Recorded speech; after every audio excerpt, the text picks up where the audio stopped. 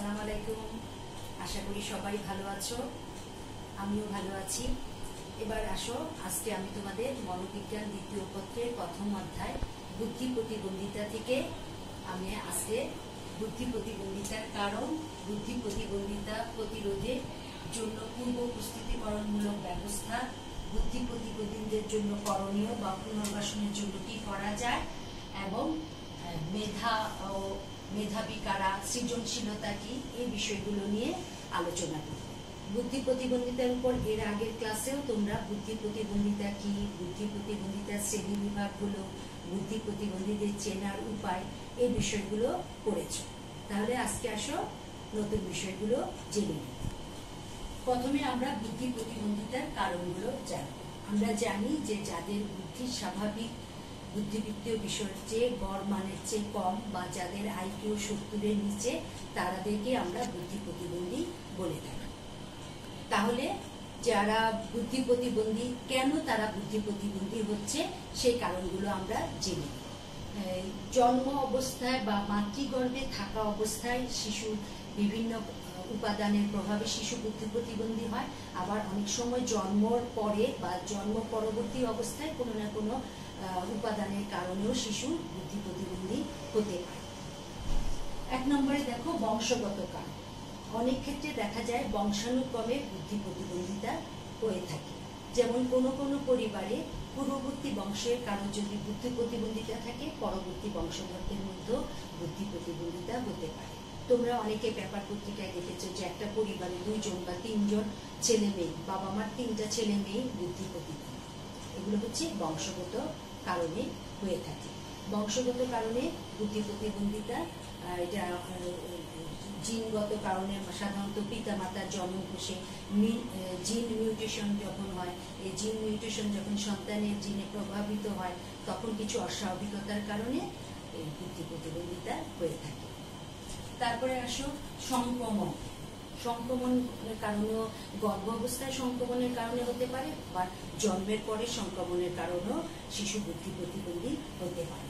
সংক্রমণের মধ্যে গর্ভ অবস্থায় মার যদি জার্মান হাম, রুবেলা, সিফিলিস, টক্সোপ্লাজমোসিস এইসব রোগ হয়, তাহলে সেই শিশু যখন ডেলিভারি হয়, পরবর্তীতে দেখা যায় সেই শিশু বুদ্ধি প্রতিবন্ধী হচ্ছে। আবার জন্মের পর শিশু অবস্থায় আমরা জানি যে শিশু যখন জন্মগ্রহণ করে তখন কিন্তু তার মস্তিষ্ক পূর্ণ বিকশিত থাকে। তো জন্মের পরও অনেক ক্ষেত্রে অনেক সময় দেখা যায় যে শিশুর মধ্যে বিভিন্ন সংক্রামক রোগ হতে পারে। সেই কারণেও শিশুর বুদ্ধি প্রতিবন্ধিতা হয়ে থাকে। অর্থাৎ ছোটবেলায় একেবারে চাইল্ডহুডে যদি কোনো সংক্রামক রোগ হয়, তাহলেও শিশুর বুদ্ধিবৃত্তীয় বিকাশ ঠিক মতো হয় না, মস্তিষ্কের বিকাশ ঠিক মতো হয় না, সেই জন্য শিশুর বুদ্ধিটা কম হয়ে থাকে। তারপরে আরেকটা পয়েন্ট দেখো, 3 নম্বর বিষাক্ততা। বিষাক্ততা হচ্ছে যে মা যে গর্ভ অবস্থায় মা যদি কোনো কেমিক্যাল কোম্পানিতে চাকরি করে, কোনো বিষাক্ত জায়গায় কাজ করে, আমরা জানি যে নাভির উচ্চুর মাধ্যমে শিশুর সাথে মার সংযোগ হয়, সেই বিষাক্ত পদার্থের প্রভাবটা মা থেকে শিশুর মধ্যে সঞ্চারিত হয়। পরবর্তীতে সেই শিশু বুদ্ধি প্রতিবন্ধী হতে পারে। আবার জন্মানোর পর ছোটবেলায় যদি শিশু কোনো বিষাক্ত দ্রব্য দ্বারা আক্রান্ত হয়, কেমিক্যাল দ্বারা আক্রান্ত হয়, কোনো বিষাক্ত পদার্থ শিশু খেয়ে ফেলে, এসব কারণেও শিশু বিষাক্ততার কারণে শিশু বুদ্ধি প্রতিবন্ধী হতে পারে। তারপরে আসো মস্তিষ্কে আঘাত। মস্তিষ্কের আঘাতের কারণে শিশু বুদ্ধি প্রতিবন্ধী হতে পারে। মস্তিষ্কে আঘাত হচ্ছে, এটা গর্ভ অবস্থায় হতে পারে, শিশু জন্মের আগে গর্ভ অবস্থা হতে পারে, জন্মের পরও হতে পারে। যদি সরাসরি আঘাত লাগে, মা যদি কোথাও পড়ে যায়, শিশুর মাথায় আঘাত লাগে, অথবা জন্মের পরে ছোটবেলা, যেটা বললাম যে শিশুর মস্তিষ্ক পূর্ণ বিকশিত থাকে না, হ্যাঁ, অসম্পূর্ণ থাকে, ডেভেলপমেন্টটা ধীরে ধীরে হয়, প্রায় 5 বছর পর্যন্ত শিশুর মস্তিষ্কে ডেভেলপমেন্ট হয়। তো এই ছোটবেলায় যদি কোনোভাবে আঘাত পায়, পড়ে যায়, কোনো কিছু দ্বারা আঘাতপ্রাপ্ত হয়, তাহলে শিশু মস্তিষ্কে আঘাতজনিত কারণে শিশু বুদ্ধি প্রতিবন্ধী হতে পারে। এছাড়াও মস্তিষ্কে জন্মের সময়, হ্যাঁ, জন্মকালীন সময় যদি গর্ভাবস্থায় তার যে অবস্থান, মাতৃগর্ভে যে অবস্থান যদি অস্বাভাবিক হয়, জন্মপথ যদি সরু হয়, হ্যাঁ, দীর্ঘ এবং কষ্টকর যদি প্রসব হয়, সকল অক্সিজেনের অভাব হয়, আবার অনেক সময় ফরসেপ দিয়ে বেবির মাথাটাকে টেনে বের করে আনা হয়, এসব কারণে শিশুর মস্তিষ্কে রক্তপাতও হতে পারে। এসব কারণে অর্থাৎ বিভিন্ন কারণে মস্তিষ্কে যদি সরাসরি আঘাত লাগে তাহলে শিশু পরবর্তীতে বুদ্ধি প্রতিবন্ধী হয়ে যায়। তারপরে দেখো অন্তঃক্ষরা গ্রন্থি। আমরা অন্তঃক্ষরা গ্রন্থিগুলো নিয়ে পড়েছি আচরণের জৈবিক বৃত্তি চ্যাপ্টারে, যে অন্তঃক্ষরা গ্রন্থিগুলো আমাদের আচরণকে বিভিন্নভাবে প্রভাবিত করে। তো অন্তঃক্ষরা গ্রন্থির যদি কোনো ত্রুটি থাকে, তারপরে কার্যাবলীর যদি কোনো কম বেশি থাকে, তাহলেও শিশু বুদ্ধি প্রতিবন্ধী হতে পারে। বিশেষ করে থাইরয়েড গ্রন্থিতে আমরা বলেছি যে থাইরয়েড গ্রন্থি যদি শিশু অবস্থায় সিক্রেশন কম হয়, থাইরক্সিনের সিক্রেশন যদি কম হয়, তাহলে শিশুর একটা মারাত্মক রোগ হয়, সেটাকে বলে কেটিনিজম। এই কেটিনিজম রোগে শিশু ক্ষীণদেহী, খর্বাকৃতি, ক্ষীণবুদ্ধি, মানসিক প্রতিবন্ধী হয়, অর্থাৎ শিশু বুদ্ধি প্রতিবন্ধী হয়ে থাকে। তারপরে আসে অপুষ্টিজনিত সমস্যা। মা যদি সঠিক পুষ্টিকর খাবার না খায়, গর্ভাবস্থায় যখন তার সন্তান পেটে থাকে, বিশেষ করে প্রোটিন জাতীয় খাবার যদি না খায়, দুধ, ডিম, এইসব খাবার, পুষ্টিকর খাবার যদি না খায়, তাহলে শিশু বুদ্ধি প্রতিবন্ধী হবে। আবার জন্মের পর পরই, যেটা বললাম একেবারে চাইল্ডহুডে, একেবারে ছোটবেলায় যদি শিশু পুষ্টিকর খাবার না খায়, তার যতটুকু চাহিদা, যতটুকু পুষ্টিকর খাবার খাওয়া উচিত সেটা যদি না খায়, তাহলেও কিন্তু শিশু বুদ্ধি প্রতিবন্ধী হবে না, অর্থাৎ তার পুষ্টির অভাবে তার ব্রেনের বিকাশ হবে না, ফলে শিশু বুদ্ধি প্রতিবন্ধী হয়। তারপরে আরেকটা দেখো, শৈশবকালীন মস্তিষ্কের রোগ। শৈশবকালীন যদি শিশু অবস্থায় যদি মস্তিষ্কের রোগ হয়, এই রোগগুলো কেমন, যেমন টিউমার, নিউরোফাইব্রোমাটোসিস, টিউবারক্লোসিস, হান্টিংটন প্রোরিয়া, এইসব রোগ যদি শৈশবে মস্তিষ্কের মধ্যে যদি হয়, তাহলেও এই রোগের কারণে শিশু বুদ্ধি প্রতিবন্ধী হবে। তারপরে ক্রোমোজোমের বিকৃতি। ক্রোমোজোমের বিকৃতি দেখা যায় যে যখন শিশু ভ্রূণ অবস্থায় থাকে, তখন যদি কোনো ক্রোমোজোমের বিকৃতি দেখা যায়, তাহলে শিশু পরবর্তীতে এই ক্রোমোজোমের বিকৃতির কারণে শিশু বুদ্ধি প্রতিবন্ধী হতে পারে। যেমন ক্রোমোজোমের বিকৃতি জনিত সমস্যাগুলোর কারণে যে রোগ হয়, Down syndrome, Klinefelter syndrome, Turner syndrome, এই রোগগুলো হয়ে থাকে। যদি ক্রোমোজোমের বিকৃতি ভ্রূণের মধ্যে থাকে, তাহলে এই ধরনের সমস্যাগুলো হয়ে থাকে, ফলে শিশু বুদ্ধি প্রতিবন্ধী হয়। তারপরে গর্ভধারণ সংক্রান্ত সমস্যা। গর্ভধারণের সময় যদি শিশু যদি অপুষ্ট শিশুর গর্ভধারণ মানে গর্ভ ধারণ হয়, শিশু যদি পরবর্তীতে অপুষ্ট থাকে, শিশুর ওজন যদি কম হয়, শিশুর মাথা যদি ছোট হয়, দীর্ঘকালীন প্রসব হয়, তাহলে দেখা যায় যে গর্ভকালীন সময়ে বা যখন ডেলিভারি হয়, তখন শিশুর মধ্যে এই গর্ভধারণ সংক্রান্ত এই সমস্যাগুলোর কারণে শিশু বুদ্ধি প্রতিবন্ধী হয়। তারপরে নিকট আত্মীয়ের বিবাহ, খালাতো, মামাতো, চাচাতো, ভাই বোনদের মধ্যে যদি বিবাহ হয়, তাহলে দেখা যায় যে শিশু বুদ্ধি প্রতিবন্ধী হতে পারে। তারপরে দেখো পরিবেশ একটি গুরুত্বপূর্ণ উপাদান শিশু বুদ্ধি প্রতিবন্ধিতা আর একটা বড় কারণ। পরিবেশ বলতে আমরা এখানে পারিবারিক পরিবেশ বোঝাই, সামাজিক পরিবেশ বোঝাই। পারিবারিক পরিবেশে যদি শিশু যথেষ্ট না পায় বা ভালো বাসস্থান না পায়, তারপরে দারিদ্র ক্লিষ্ট পরিবারে থাকে, অর্থাৎ সে খাওয়া দাওয়া ঠিক মতো করতে পারছে না, তারপরে সেতে আবহাওয়ায় থাকছে। আমরা ইসাবেলার কথা শুনেছি যে সে একটা বন্ধ জায়গায়, আবদ্ধ জায়গায় থাকতো, পরবর্তীতে যখন তাকে উদ্ধার করা হয় এবং প্রশিক্ষণ দেওয়া হয়, তার বুদ্ধির অনেক উন্নতি হয়। তো এরকম আবদ্ধ জায়গায় অনেক সময় আমরা পেপারে করি, মা কাজে যায় বাচ্চাটাকে বেঁধে রেখে, তাহলে কি হয়, বাচ্চাটার মধ্যে কৌতূহল থাকে না, সে অন্যের সাথে মিশতে পারে না, অন্য বাচ্চাদের সাথে তার ইন্টারাকশন হয় না, তার যে জানার কৌতূহল সেগুলা মিটে না, ফলে তার বুদ্ধির বিকাশ হয় না। এসব কারণে শিশু, পরিবেশগত কারণে শিশু বুদ্ধি প্রতিবন্ধী হয়। আবার অনেক সময় দেখা যায় যে পারিপার্শ্বিকতা শিশুর অনুকূলে থাকে না, সেই কারণেও শিশুর বুদ্ধির বিকাশ হয় না। সেই জন্য পরিবেশগত কারণে শিশু বুদ্ধি প্রতিবন্ধী হয়। তারপরে আবেগমূলক সমস্যা, ভয়, ভীতি, রাগ, উদ্বেগ, উৎকণ্ঠা, এগুলো দ্বারা যদি শিশু তাড়িত হয় ছোটবেলায়, তাহলে কিন্তু শিশুর ব্রেনের বিকাশ হবে না। অনেক সময় দেখা যায় যে পরিবারে বাবা মা সবসময় ঝগড়া বিবাদ করে, সবসময় মারধর করে শিশুকে, স্নেহ ভালোবাসা পায় না শিশু। এই স্নেহ ভালোবাসার বঞ্চনার কারণে শিশু সবসময় ভয়ে ভয়ে থাকে, নিরাপত্তাহীনতায় ভুগে। সে তার মনের কথা, তার ইচ্ছার কথা, তার অনেক প্রশ্নের কথা সে সবাইকে বলতে পারে না, ভয়ে থাকে বললে মারবে। এই ধরনের উদ্বেগজনক আবেগমূলক সমস্যার কারণেও শিশুর বুদ্ধির বিকাশ ঠিক মতো হয় না, ব্রেনের বিকাশ হয় না এবং শিশু বুদ্ধি প্রতিবন্ধী হয়। তারপরে মার বয়স একটা গুরুত্বপূর্ণ বিষয়। আমরা সাধারণত বলে থাকি বাল্য বিবাহ নিষিদ্ধ করা হয়েছে, বাল্য বিবাহ যেন না হয়। এর একটা প্রধান কারণ হচ্ছে যে 18 বছরের কমে যদি কোনো মেয়ে মা হয়, তাহলে তার কিন্তু মা হওয়ার যে অর্গানগুলো সেগুলো ডেভেলপড হয় না। সে নিজেই একজন শিশু, যেমন আমাদের দেশের আইন অনুযায়ী 18 বছর পর্যন্ত শিশু বয়স হিসেবে ধরা হয়। আবার আমাদের যে অন্তঃক্ষরা গ্রন্থিগুলোর যে হরমোনের যে সিক্রেশনগুলো, সেগুলো সঠিক মাত্রায় তখন পরিণত হয় না। সেই জন্য বলা হয় যে 18 বছরের কম এবং 35 বছরের বেশি যেন মার বয়স না হয়। এই রেঞ্জের মধ্যে থাকলেই একটা সুস্থ শিশু জন্ম দেওয়া সম্ভব। আবার বেশি বয়স হয়ে গেল হরমোনের সিক্রেশন গুলো কমে আসে, মার শরীরের যে বাচ্চা নেওয়ার যে অর্গানগুলো আছে সেগুলো অনেকটা দুর্বল হয়ে যায়। সেই জন্য বলা হয় যে বেশি বয়স এবং কম বয়স দুটেই গর্ভধারণের জন্য ভালো নয়। তারপরে স্বামী স্ত্রী রক্তের জটিলতা, এইটাও একটা গুরুত্বপূর্ণ বুদ্ধি প্রতিবন্ধিতার কারণ। আমরা জানি যে যে কোনো রক্তের গ্রুপের RH নেগেটিভ নারীর সাথে যদি RH পজিটিভ পুরুষের বিয়ে হয় এবং তাদের বাচ্চা যদি RH পজিটিভ হয়, তাহলে সেই ক্ষেত্রে খুবই জটিলতা দেখা দেয় এবং সেক্ষেত্রেও বাচ্চা বুদ্ধি প্রতিবন্ধী হওয়ার সম্ভাবনা থাকে। তাহলে আমরা অনেকগুলো পয়েন্ট নিয়ে আলোচনা করলাম বুদ্ধি প্রতিবন্ধিতা।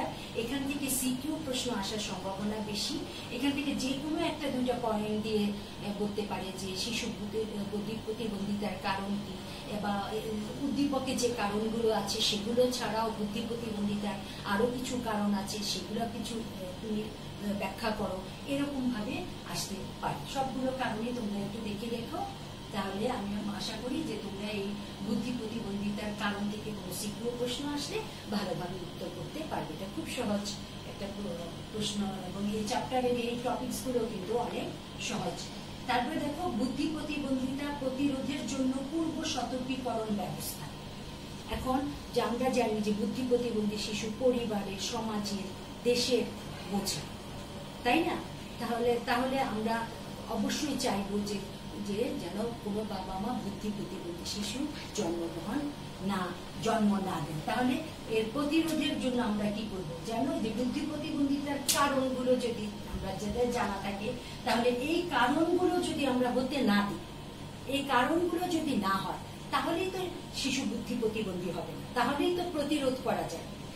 যেহেতু বুদ্ধি প্রতিবন্ধিতা একটি বিকাশমূলক ত্রুটি, এই ত্রুটিটাকে কিন্তু সম্পূর্ণভাবে সারানো যায় না। সুতরাং তাহলে আমাদের চেষ্টা করতে হবে যাতে শিশু বুদ্ধি প্রতিবন্ধী না হয়। প্রতিরোধের ব্যবস্থা আমাদের করতে হবে। প্রতিরোধের ব্যবস্থা করতে হলে আমাদের বুদ্ধি প্রতিবন্ধিতার যে কারণগুলো আছে, এই কারণগুলো যেন না ঘটে সেটা দেখতে হবে। তাহলে এখান থেকে আসে কিছু কিছু কারণ কিন্তু আমাদের হাতে নাই, যেমন বংশগত কারণ আমরা এটা আমাদের হাতে নাই। বংশগত কারণে জিন তত্ত্বের উপর এখনো কোনো বের হয় নাই যে ওই বিশেষ জিনটাকে বের করে দেওয়া। তারপরে ক্রোমোজোমের বিকৃতি, ওইটাও জিনগত, এটাও আমরা আমাদের হাতে নেই। কিন্তু বাকি অনেকগুলো পয়েন্ট আছে যেগুলো আমরা ইচ্ছা করলেই, বাবা মা সচেতন হলেই এগুলো রোধ করা যায়, প্রতিরোধ করতে পারবো এবং আমরা সতর্ক হয়ে গেলে আর বুদ্ধি প্রতিবন্ধী শিশু জন্মাবে না। যেমন সংক্রমণ, যদি আর জার্মান হাঁ গর্ভাবস্থায় বা জার্মান হাঁ, রুবেলা, সিফিলিস এই রোগগুলো হয়, তাহলে সাথে সাথে ডাক্তারের কাছে যেতে হলে ডাক্তার ট্রিটমেন্ট করলে শিশু ওই অবস্থায় যদি ট্রিটমেন্ট করা হয়, তাহলে হয়তো শিশু বুদ্ধি প্রতিবন্ধী হবে না। বিষাক্ততা, গর্ভাবস্থায় এবং ছোটবেলায় শিশুকে যেন বিষাক্ত দ্রব্য দ্বারা আকৃষ্ট না হয়, বিষাক্ত এলাকায় যেন মা বসবাস না করে, সেদিকে যদি দৃষ্টি দেয় তাহলেও প্রতিরোধ করা যাবে। মস্তিষ্কে যেন আঘাত না হয়, হ্যাঁ, মস্তিষ্কে যেন রক্তপাত না হয়, জন্ম গর্ভ অবস্থায় ডেলিভারির সময় যেন প্রশিক্ষণপ্রাপ্ত দায় দিয়ে করা হয়, এবং আরো জটিল প্রসব যদি হয় তাহলে অবশ্যই হাসপাতালে নিয়ে ডাক্তারের মাধ্যমে যেন প্রসব করা হয়। তাহলে কিন্তু এই ধরনের ত্রুটিগুলো প্রতিরোধ করা যায়। অন্তঃক্ষরা গ্রন্থি যেমন যদি টেটিনিজম হয় বা অন্তঃক্ষরা গ্রন্থি যদি ত্রুটি থাকে তাহলেও সেখানেও ডাক্তাররা তার ট্রিটমেন্ট করে তার প্রতিরোধ করতে পারে।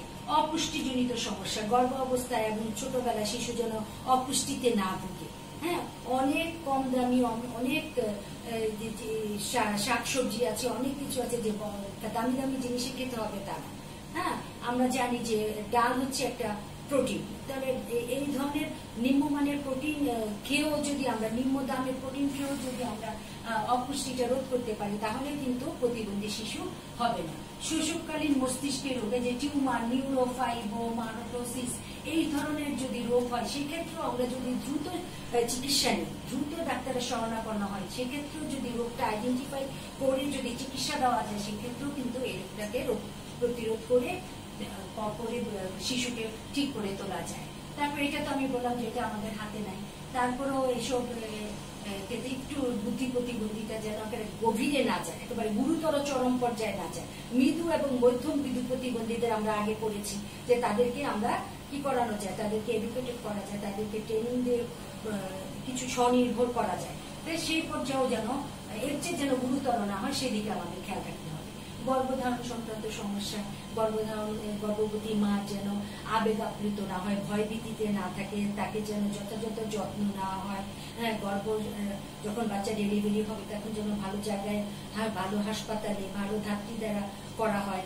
এইসব বিষয়গুলো যদি দেখা হয় তাহলে গর্ভধারণ সংক্রান্ত জটিলতাগুলো নিরসন করতে পারলে আমরা বুদ্ধি প্রতিবন্ধিতা রোধ করতে পারবো। নিকট আত্মীয় ইচ্ছা করলে আমরা বাবা, খালাতো চাচাতো ফুফাতো ভাই বোনদের মধ্যে যেন বিবাহটাকে নিরুৎসাহিত করা হয়। হ্যাঁ, তাহলেই তো বুদ্ধি প্রতিবন্ধী হবে না। পরিবেশ, শিশুর জন্য একটা উপযুক্ত অনুকূল পরিবেশ যেন আমরা দিই, যে পরিবেশে শিশুকে যেন সবাই অ্যাকসেপ্ট করে নেয়, শিশুকে যেন সবাই স্নেহ, ভালোবাসা, মায়া, মমতায় ভরিয়ে রাখে। পরিবেশটাকে, আশেপাশের পরিবেশ যতটুকু সম্ভব পরিষ্কার পরিচ্ছন্ন রেখে যদি আমরা শিশুটাকে বড় করে তুলতে পারি তাহলে বুদ্ধি প্রতিবন্ধিতা রোধ করা সম্ভব। আবেগমূলক সমস্যা, যেটা বললাম, মাকে ভয়ভীতি দেখানো যাবে না, মাকে আদর যত্নে, হ্যাঁ, মানসিক ভাবে যেন সে সুস্থ থাকে, মানসিক সুস্থতা যাতে যদি আমরা দেখি তাহলে এই সমস্যাটাকে রোধ করা যাবে। মার বয়স যেরকম আমরা বাল্য বিবাহ দিব না, আবার বেশি বয়সেও যেন মা শিশু জন্ম না দেয় সেদিকেও যদি আমরা খেয়াল রাখি তাহলেও আমরা বুদ্ধি প্রতিবন্ধিতা রোধ করতে পারি। স্বামী স্ত্রীর রক্তের জটিলতা, আমরা একটা স্লোগান ছিল, বিয়ের আগে রক্তের গ্রুপ জেনে নিই।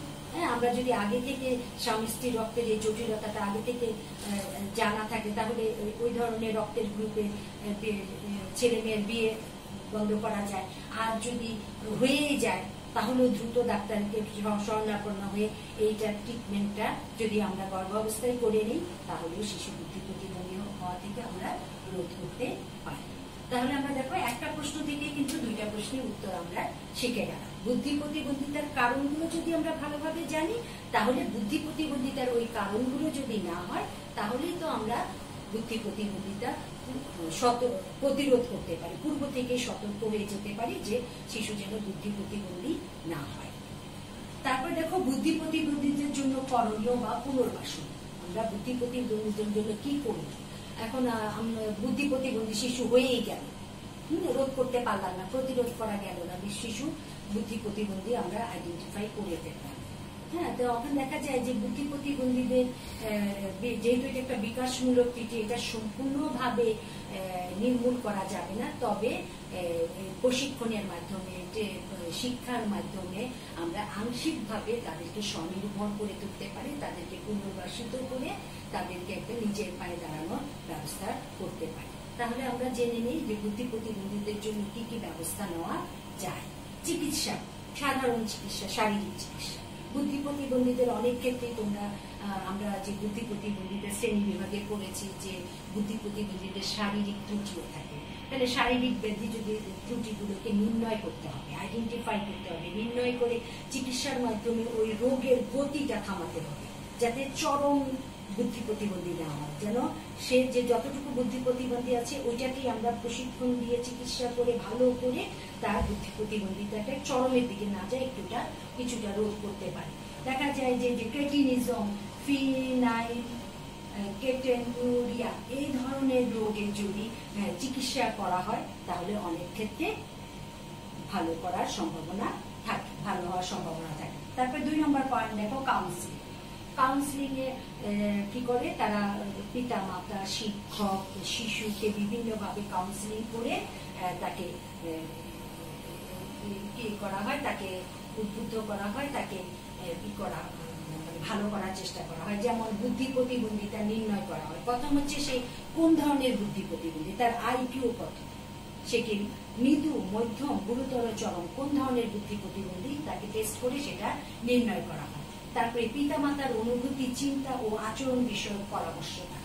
পিতামাতাকে বুঝাতে হয় যে শিশুটা যে বুদ্ধি প্রতিবন্ধী এটাকে যেন সে অ্যাকসেপ্ট করে নেয়, সে যেন মন থেকে মেনে নেয়, মেনে নিয়ে তার ছেলেকে তার মেয়েকে, তার শিশুকে ভালো করার জন্য সে কি কি পদক্ষেপ নেবে, কি কি করবে, হ্যাঁ, কি ধরনের ট্রেনিং দিবে, কি ধরনের ব্যায়াম করাবে, কি আচরণগত কি কি জিনিস শিক্ষা দিবে, সেভাবে পিতামাতাকে পরামর্শ দান করা হয়। তারপরে প্রতিবন্ধী শিশুর শিক্ষা কোন পর্যায়ে আছে সে, হ্যাঁ, সে বুদ্ধি প্রতিবন্ধিতার যে পর্যায়ে আছে সেই পর্যায়টা নির্ণয় তো এখানেই করে ফেললো।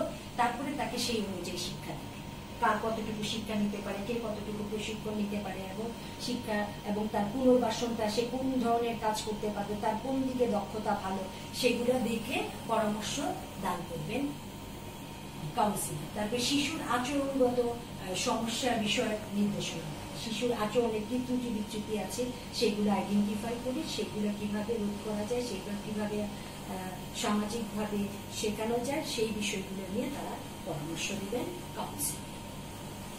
তারপরে 3 নম্বর দেখো, ফিজিওথেরাপি। ফিজিওথেরাপি মানে ফিজিওথেরাপি অর্থাৎ বুদ্ধি প্রতিবন্ধীদের যেহেতু শারীরিক রোগ আছে, তাহলে শারীরিক রোগটাকে নির্ণয় করতে হবে। শারীরিক কিরকম শারীরিক ত্রুটিতে আছে, হাতে হতে পারে, পায়ে হতে পারে, কোমরে হতে পারে, ঘাড়ে হতে পারে, কার কি ধরনের শারীরিক ত্রুটি সেটা দেখে তাকে থেরাপি প্রদান করবেন, এবং পিতা মাতা ও শিক্ষককে তার শারীরিক উন্নয়নে কি করতে হবে সেই বিষয়ে নির্দেশনা দান করবে। ফিজিওথেরাপিস্টদের কাজই হচ্ছে শারীরিক বিষয়গুলো আইডেন্টিফাই করে কাকে কি ধরনের ট্রিটমেন্ট দিবেন সেটা আইডেন্টিফাই করা। তারপর হচ্ছে স্পিচ থেরাপি। আমরা জানি বুদ্ধি প্রতিবন্ধীদের কথা ও ভাষাগত সমস্যা হয়, তাহলে কথা এবং ভাষাগত সমস্যাটাকে আইডেন্টিফাই করা এবং তাকে থেরাপি প্রদান করা, এবং এক্ষেত্রেও শিক্ষক এবং পিতামাতাকে কথা এবং ভাষাগত সমস্যা উন্নয়নের জন্য পরামর্শ দিবে, এবং স্পিচ থেরাপি কিভাবে দিবে, অবশ্য বাবা মাকে শিখিয়ে দেয় কিভাবে কথা বলবে, তাদের সাথে কিভাবে গল্প করবে, তাদের সাথে, হ্যাঁ, এই বিষয়গুলো শিখিয়ে দেয় বাবা মা এবং শিক্ষক যারা ট্রেনিং দিচ্ছে, তারা বাচ্চাদেরকে শেখাচ্ছে, জানাচ্ছে, প্রশিক্ষণ দিচ্ছে। এই স্পিচ থেরাপিস্ট কি করে, এদের পিতা মাতা এবং শিক্ষককেও তারা শিখিয়ে দেয়। তারপরে দেখো বিশেষ শিক্ষা ও প্রশিক্ষণ।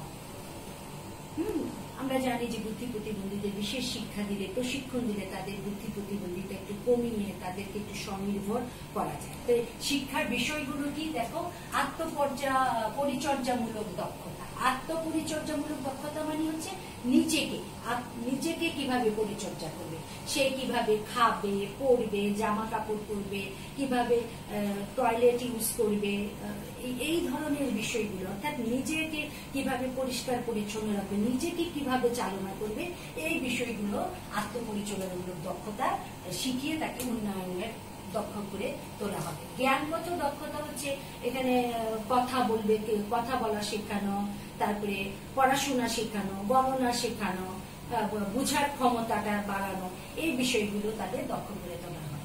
আত্মরক্ষামূলক ক্ষমতা বাড়ানো তাদেরকে শেখানো হয়। আত্মরক্ষা মানে আগুন, পানি, আগুনে গেলে হাত দিলে হাত পুড়ে যাবে, পানিতে গেলে ডুবে মারা যেতে পারে, অর্থাৎ নিজেকে বাঁচানোর জন্য যে বিষয়গুলো সেগুলো শেখানো। হঠাৎ করে কোনো বিপজ্জনক পরিস্থিতির সৃষ্টি হলে তখন সে কি করবে, কোথায় যাবে, কাকে ডাকবে, কোথায় জানাবে, এই বিষয়গুলো তাদেরকে বিষয়গুলো তাদের দক্ষ করে তোলা হয়।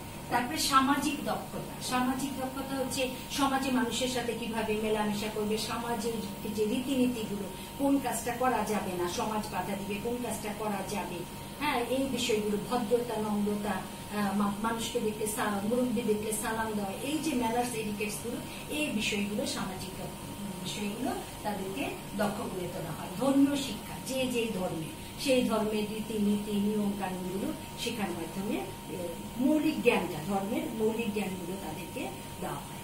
তারপরে দেখো 6 নম্বর হচ্ছে মনোচিকিৎসা।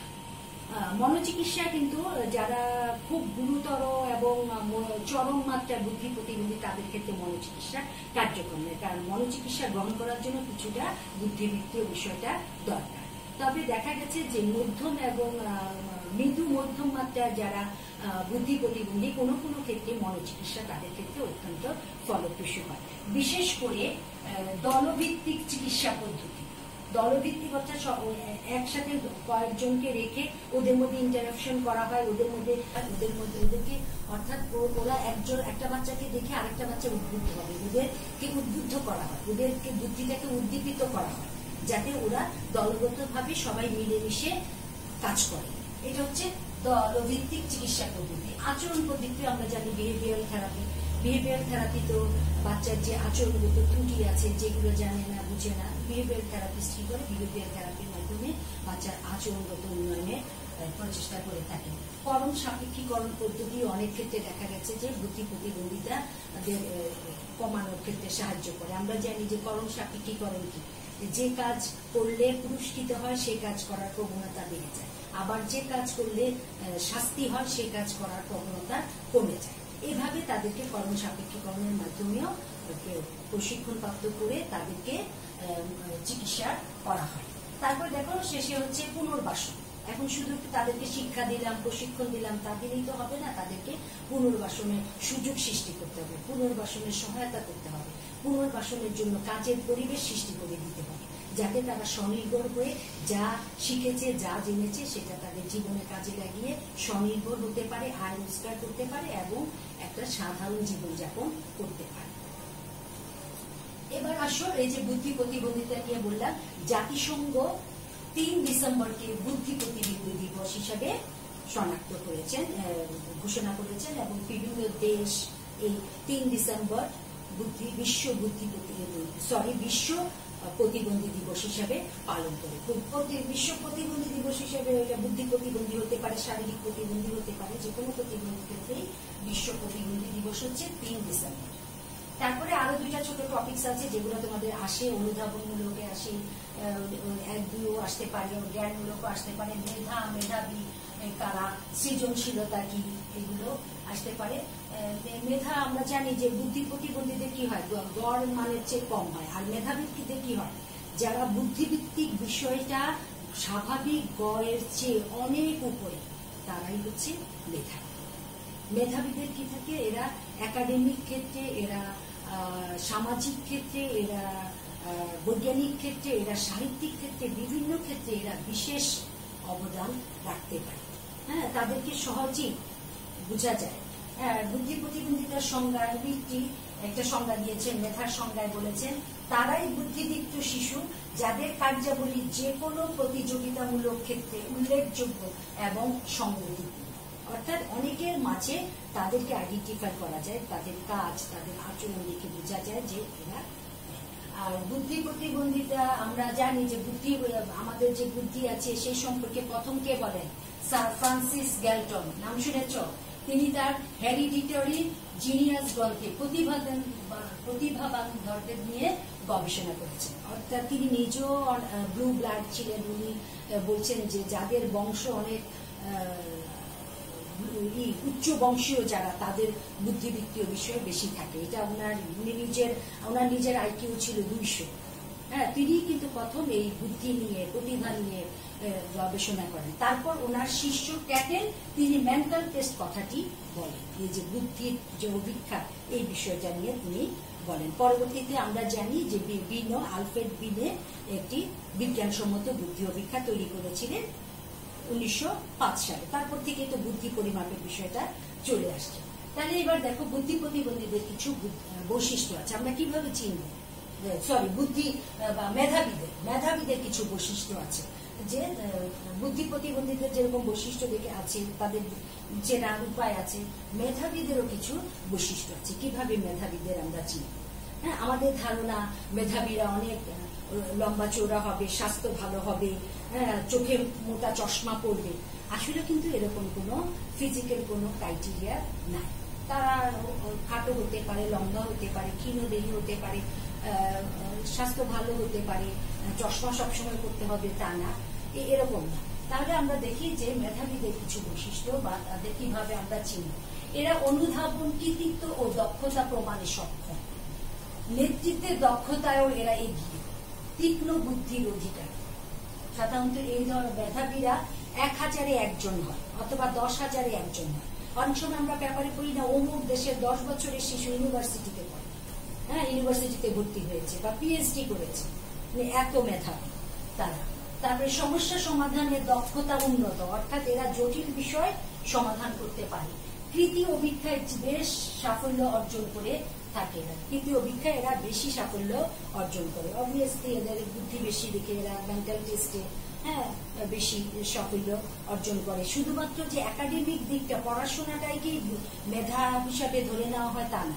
এরা আর্টে হতে পারে, সঙ্গীতে হতে পারে, খেলাধুলায় হতে পারে, বিভিন্ন ক্ষেত্রে যারা প্রতিভার স্বাক্ষর রাখে তাদেরকেই আমরা মেধাবী বলবো। সামাজিক ভাবে এরা জনপ্রিয় ও গ্রহণযোগ্য। আমরা কি ফুটবলে কি মেসি, রোনাল্ডো, এদের কথা আমরা জানি, তারা খুব ভালো খেলে, সেজন্য তারা বেশি জনপ্রিয়। সব দল চায় যে মেসিকে নিতে, রোনাল্ডোকে নিতে। কেন? কারণ সে আবার সাফল্য বয়ে আনবে, সে অনেক জনপ্রিয়। তারপরে সব আমরাও চাই, কিন্তু আমাদের বন্ধু বান্ধবের মধ্যে যে বেশি ভালো তাকে আমরা দলে নিতে চাই, যাতে আমরা জিততে পারি। বিতর্কের দিক দিয়েও যে ভালো বিতর্কিক তার জনপ্রিয়তা বেশি, ক্লাসে যে ভালো রেজাল্ট করে তার জনপ্রিয়তা বেশি, ভালো বুদ্ধিমান যারা তারা ভালো কথা বলতে পারে, মানুষকে আকৃষ্ট করতে পারে তার বুদ্ধিদীপ্ত উপস্থাপনা দিয়ে, সেই জন্য তারা জনপ্রিয় হয় এবং সবার কাছে গ্রহণযোগ্য হয়ে থাকে। তারপরে আসো সৃজনশীলতা। সৃজনশীলতা হচ্ছে মেধার সাথে সৃজনশীলতার গভীর সম্পর্ক রয়েছে, কারণ মেধাবীদের চিন্তার ফলে কিন্তু নতুন নতুন জিনিস আবিষ্কৃত হচ্ছে। সেই জন্য সৃজনশীলতাকে, ক্লার্কের মতে সৃজনশীলতাকে মেধার চূড়ান্ত অভিব্যক্তি বলা হয়। তিনি বলছেন সৃজনশীলতাকে মেধার চূড়ান্ত অভিব্যক্তি বলা হয়। তারপরে ডয়েলি এর মতে সৃজনশীলতা হলো সমস্যা সমাধানে নতুন ও মৌলিক পথ তৈরি করার দক্ষতা। অর্থাৎ এমনিতেই সৃজনশীলতা বলতে বোঝায় যে জিনিসগুলো আছে সে জিনিসগুলো থেকে নতুন কিছু বের করা, আবার একেবারেই নতুন কিছু আবিষ্কার করা, দুইটাই হতে পারে। যে কিছু জিনিস আছে সেগুলো থেকে আবার নতুন আইডিয়া করে নতুন কিছু করা, আবার একেবারে মৌলিকত্ব, একেবারে অরিজিনালিটি, সেই এই জিনিসটাকে তৈরি করেছে বা এই জিনিসটা নিয়ে চিন্তা করেছে, দুইটাই হতে পারে। তো সৃজনশীল ব্যক্তিদেরও কিছু বৈশিষ্ট্য আছে, যেমন অনেক রকম অনেকগুলো উদ্দীপককে একত্রে নতুন ধারণায় একত্রিত করার দক্ষতা। তো অনেকগুলো উদ্দীপক আছে, তার মধ্যে একত্রিত করে একটা নতুন কিছু তৈরি করবে, এটাকে নমনীয়তাও বলে। তারপরে সমস্যা সমাধানে নতুন পথ আবিষ্কার, একেবারে নতুন পথ আবিষ্কার করা, এটাকে মৌলিকত্ব বলে। তারপরে বিভিন্ন শব্দের দ্রুত ও বহুবিধ ব্যবহারের দক্ষতা সম্পন্ন, ওরা কথা দিয়ে মানুষকে ইমপ্রেস করতে পারে, শব্দের ব্যবহার তাদের অনেক বেশি জানে। আমরা জানি আব্রাহাম লিঙ্কন, অনেক ভালো বক্তা ছিলেন, অনেক শব্দ ব্যবহার করতে পারেন। তিনি কিন্তু একাডেমিক দিক দিয়ে কিন্তু ওনার লেখাপড়া হতো না, কিন্তু তারপরেও কিন্তু তিনি অনেক ভালো বক্তা ছিলেন, ভালো বক্তা হিসেবে তার অনেক সুনাম। তারপরে সাহিত্য, কলা, সঙ্গীত, আর্ট ও সামাজিক কর্মকাণ্ডে আগ্রহী হয়, যেটা বললাম শুধু একাডেমিক দিক দিয়ে না, সাহিত্য, কলা, সঙ্গীত বিভিন্ন দিকে এদের আগ্রহ বেশি। বিভিন্ন পরিবেশে বৈচিত্র্যময় ও কার্যকর প্রতিক্রিয়ার দক্ষতা থাকে এদের। তারপরে বিভিন্ন পরিবেশে বৈচিত্র্যময় উপস্থাপনা করতে পারে, কাজের অদম্য স্পৃহা, অধ্যবসায় পেশনা থাকে, কাজের প্রতি অনেক কাজ করার স্পৃহা, অনেক পেশনা, নিজেকে তাড়িত করে সেভাবে এদের মধ্যে থাকে। তো অনেক কিছু মনোবিজ্ঞানীরা বলেন যে মেধাবী ব্যক্তিরাই যে সবসময় সৃজনশীল হবে তা নয়। আবার তারা এটাও বলেন যে সৃজনশীল ব্যক্তিরা মেধাবী বা মধ্যম মেধাবী মানের হয়ে থাকে। আরেকটা টপিক আমরা জানি যে বলছি সিকিউ বলছি, ক্রিয়েটিভ কোশ্চেন বলছি। এই যে ক্রিয়েটিভ কোশ্চেন পদ্ধতির প্রবর্তন, এটা কে করেছেন সেটা কিন্তু আমাদের জানা দরকার। বুদ্ধি চ্যাপ্টার আমরা পড়ছি, সৃজনশীলতা পড়ছি আমরা। এটা দেখো যে তিনি যে একজন বিজ্ঞানীর নাম লিখেছি আমি, দেখো মার্কিন বা আমেরিকান শিক্ষা মনোবিজ্ঞানী বেঞ্জামিন এস ব্লুম। তিনি কিন্তু বুদ্ধির জগৎকে 6টা স্তরে ভাগ করেছেন। কি কি? জ্ঞান, অনুধাবন, প্রয়োগ, আর আমরা যেটাকে বলছি উচ্চতর দক্ষতা। উচ্চতর দক্ষতা না বলে উনি বলেছেন এটাকে বিশ্লেষণ, মূল্যায়ন, সংশ্লেষণ। সেই জন্য এখানে 6টা স্তরের কথা তিনি বলেছেন। আমরা লাস্টের বিশ্লেষণ, মূল্যায়ন, সংশ্লেষণ নিয়ে আমরা বলছি উচ্চতর দক্ষতা। তাহলে এই সৃজনশীল পদ্ধতির আইডিয়াটা কিন্তু এসেছে এই মার্কিন শিক্ষা মনোবিজ্ঞানী বেঞ্জামিন এস ব্লুমের আইডিয়া। তাহলে আমরা এই চ্যাপ্টারটা শেষ করলাম, বুদ্ধি প্রতিবন্ধিতা। আশা করি বুঝতে পেরেছো। এই চ্যাপ্টার থেকে যদি প্রশ্ন আছে তাহলে আমি আশা করবো তোমরা খুব সহজে এই প্রশ্নের উত্তরগুলো সুন্দরভাবে করতে পারবে। তাহলে আজকে এই পর্যন্তই। আল্লাহ হাফেজ।